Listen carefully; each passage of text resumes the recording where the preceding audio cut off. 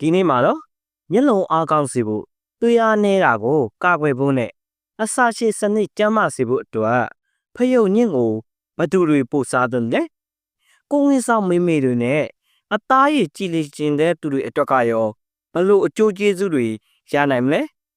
နောက်ပြီးဖယုတ်ညွန့်ကိုပုံမှန်စားပေးရင်အထီးရောက်ဆုံးကာကွယ်ပေးနိုင်မဲ့ကျန်းမာရေးပြဿနာတွေကဘာတွေလဲဒီမိခွန်းတွေရဲ့အဖြေကိုဒီဗီဒီယိုလေးထဲမှာအဆက်တကျပြောပြပေးသွားမှာဖြစ်လို့ like နဲ့ comment လေးပေးထားပြီးအဆုံးထိကြည့်ပေးကြပါဦးခင်ဗျာဖယုတ်ညွန့်ဆိုတာကကျွန်တော်တို့မြန်မာလူမျိုးတွေရဲ့ထမင်းဝိုင်းမှာမပါမဖြစ်ဟင်းတစ်ခွက်ဖြစ်တယ်လို့စေးဖက်လည်းအယံဝင်ပါတယ်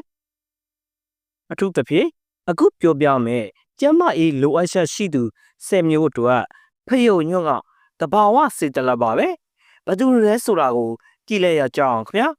ပထမဆုံးကတော့ငိုးဝေပြီးသွေးအားနေတဲ့သူတွေပါဖယုတ်ညွန့်မှာတန်တက်ကြွယ်ဝါစွာပါလို့သွေးနေဥဆဲထုတ်လို့မှုကိုအားပေးပါတယ်သွေးအားနဲ့ယောဂမဖြစ်အောင်ကာကွယ်ခြင်းဖယုတ်ညွန့်ကိုဟင်းကြိုဖြစ်ဖြစ်ကြော်ရှက်ပြီးပဲဖြစ်ဖြစ်မကြာခဏစားပေးတင်ပါတယ်ဒုတိယကတော့အမြင့်အာယုံအားနေတဲ့သူတွေတော့ပါဖယုတ်ညွန့်မှာပါတဲ့ဗီတာမင် A ကမျက်လုံးအာယုံကြောတွေကိုအားဖြစ်ပေးပြီးညဘက်မျက်စိမမြင်ရတဲ့ကြက်မြက်သိမ်းလို့ယောဂမျိုးတွေမဖြစ်အောင်ကာကွယ်ပေးနိုင်ပါတယ်ဖုန်းနဲ့ကွန်ပျူတာအသုံးများတဲ့သူတွေအတွက်အကောင်းဆုံးမိတ်ဆွေပါပဲတတိယအချက်ကအလှအပကြိုက်တဲ့သူတွေအတွက်ပါသူ့မှာပါတဲ့ဗီတာမင် C နဲ့ဓာတ်တိုးစမ်းကျင်ပစ္စည်းတွေကနေရောင်တန်နဲ့လေထုညဉ့်ညံမှုကြောင့်အရေးပြားပစ္စည်းတာကိုကာကွယ်ပေးပါတယ်ဝက်ရှန်နဲ့အရေးအကြောင်းတွေကိုတတ်တာစေပြီးအသားရည်ကိုညှို့ပြစေပါတယ်စတုတ်ဓာတ်ကတော့အယူကျန်းမာရေးပါဖယုတ်ညွန့်မှာကလစီယာနဲ့ဖော့စဖောရတ်ဓာတ်တို့ပါဝင်လို့အယိုးနဲ့သွားတွေကိုခိုင်မာစေပါတယ်ဒါကြောင့်ကလေးတွေရောအယိုးပွတ်ယောဂကာကွယ်ခြင်းနဲ့လူကြီးတွေအတွက်ပါပုံမှန်စားသုံးပေးသင့်ပါတယ်ပြင်စမအချက်ကမကြာခဏဖျားနာတတ်တဲ့သူတွေပါ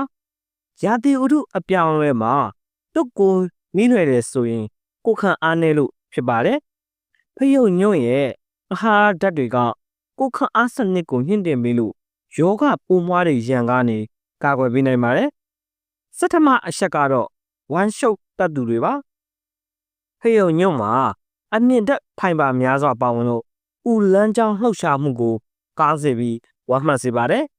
အစာလဲကြည်လွယ်တာမို့ဝမ်းပိုက်ပြဿနာကင်းဝေးစေမှာပါတတမအချက်ကတော့သွေးတိုးသမားတွေအတွက်ပါဖယုတ်ညွန့်မှာပါတဲ့ပိုတက်ဆီယမ်ဓာတ်ကသွေးပေါင်ခြင်းကိုထိန်းညှိပေးပါတယ်သွေးကြောတွေကိုပြည့်ရောစေပြီးနှလုံးကျန်းမာရေးကိုပါတစ်ဖက်တစ်လမ်းကအထောက်အကူပြုနေပါတယ်အထမကတော့သွေးတွင်းတကြားဓာတ်ထိန်းလို့သူတွေပါဖယုတ်ညွန့်ကသွေးတွင်းတကြားဓာတ်ပါဝင်မှုနည်းပြီးအမြင့်ဓာတ်များလို့စားပြီးချိန်မှာသွေးတွင်းတကြားဓာတ်ရုတ်တရက်တက်မလာအောင်ထိန်းပေးနိုင်ပါတယ်စီးကျုပ်ကာကွယ်ခြင်းတဲ့သူတွေအတွက်အထူးတင်တော်ပါတယ်နဝမအချက်ကကိုဝင်ဆောင်မိမိအတွက်ပါဖယုတ်ညွန့်မှာဖောလိတ်ဓာတ်ပါဝင်လို့ဗိုက်ထေကကလေးငယ်ရဲ့အုံနောက်နဲ့အာယုံကျိုးဖွံ့ဖြိုးမှုအတွက်အရန်အရေးကြီးပါတယ်မွေးရပါရှုရင်ချက်တွေကိုကာကွယ်နိုင်လို့ကိုဝင်ဆောင်ခြင်းမှာမဖြစ်မနေစားသင့်ပါတယ်နောက်ဆုံးတသမအချက်ကဝိရှားခြင်းတဲ့သူတွေအတွက်ပါဖယုတ်ညွန့်ကကယ်လိုရီနည်းပေမဲ့ဗိုက်ပြည့်ရွယ်စေပါတယ်အာဟာရပြည့်ပြီးဝိတ်မတက်စေလို့ကိုအလေးချိန်ထင်းနေတဲ့သူတွေရဲ့စားသောက်မှုပုံစံမှာထည့်သွင်းသင့်ပါတယ်လွယ်လွယ်ကူကူဝယ်လို့ရတဲ့ဖယုတ်ညွန့်လေးကကျန်းမာရေးအတွက်ဘလောက်တောင်ဖိုးတယ်လဲဆိုတာသိသွားကြပြီလို့ထင်ပါတယ်အနည်းချုပ်ရရင်ဖယုတ်ညွန့်ဟာခန္ဓာကိုယ်တစ်ခုလုံးကျန်းမာစေဖို့တဘာဝကပေးတဲ့လက်ဆောင်ပါပဲသတိပေးချက်ကတော့ဒီဗီဒီယိုဟာကျန်းမာရေးဗဟုသုတအနေနဲ့တင်ပြချင်တာဖြစ်ပါတယ်ကိုကယောဂအခန့်ကြီးကြီးမားမားရှိနေရင်တော့ဆရာဝန်နဲ့တိုင်ပင်ပြီးမှစားသုံးတာအကောင်းဆုံးပါပဲ